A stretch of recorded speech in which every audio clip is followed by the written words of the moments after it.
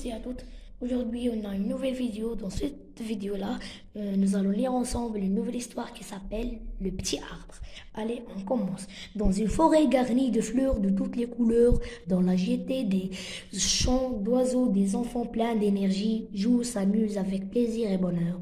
Un petit arbre les observe et les envie. Il veut faire comme eux, jouer et courir en toute liberté. N'est-il pas petit, lui aussi comme eux? Mais comment réaliserait-il ce rêve alors que ses fortes racines sont étendues sous la terre?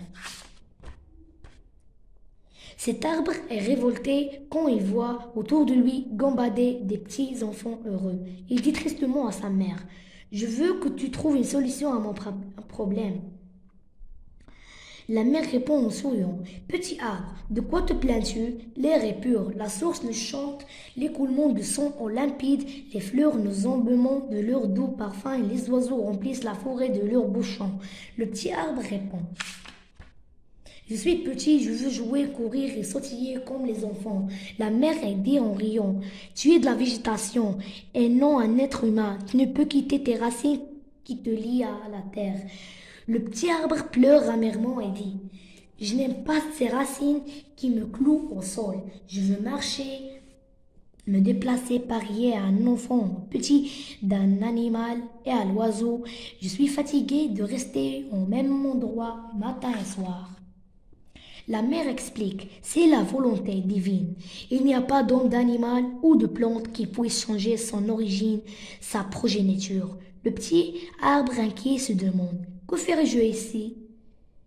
Fais comme moi, réplique la mère. Profite chaque jour du soleil lumineux. Tu dépollues l'air du carbone, tout en répandant l'oxygène dans l'atmosphère. Tu crées ta propre nourriture en buvant l'eau limpide et les sels fondus au creux de la terre. N'oublie jamais que tes racines protègent les villes et les campagnes d'éventuels dangers d'inondation.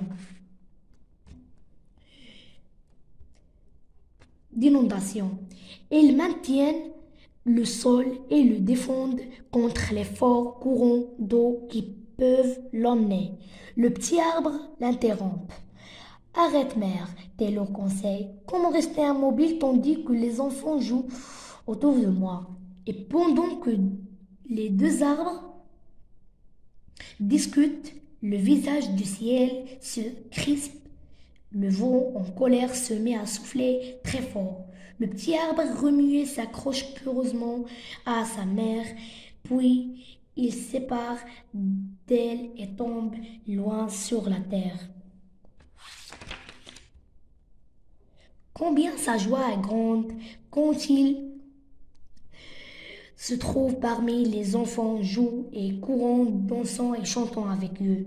Il vit de réaliser son très cher veau, son très beau rêve et devenant libre. Allant où il veut et jouant quand il le souhaite. Au soir de cette journée, les enfants retournent à leur maison. Le soleil, peu à peu, commence à disparaître jusqu'à qu'il s'éclipse totalement derrière l'horizon lointain. Le petit arbre est resté seul. Il sent sa solitude et son abandon. Où est sa maison? Où est sa mère? Où ses frères? Les petits arbres songent-ils? Rien ne reste. Et lorsqu'il veut se désaltérer car il a soif, il ne pleut plus pas puisque le puits est profond. Il pleure durement et se répand de ce qu'il a fait. Il perd la plupart de ses jolies feuilles vertes. À cet instant-là, il comprend que rien ne vaut la terre, sa deuxième mère, et que le bon Dieu a gratifié chaque créature. Le petit arbre se repent, demande pardon au bon Dieu. En ce moment, un bûcheron passe près du puits, trouve le petit arbre en train de pleurer en priant d'être sauvé et le replante.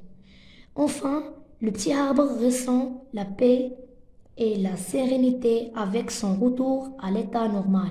Il comprend enfin que rien ne vaut la terre et que Dieu le Très-Haut a instauré dans la nature et ordre parfait.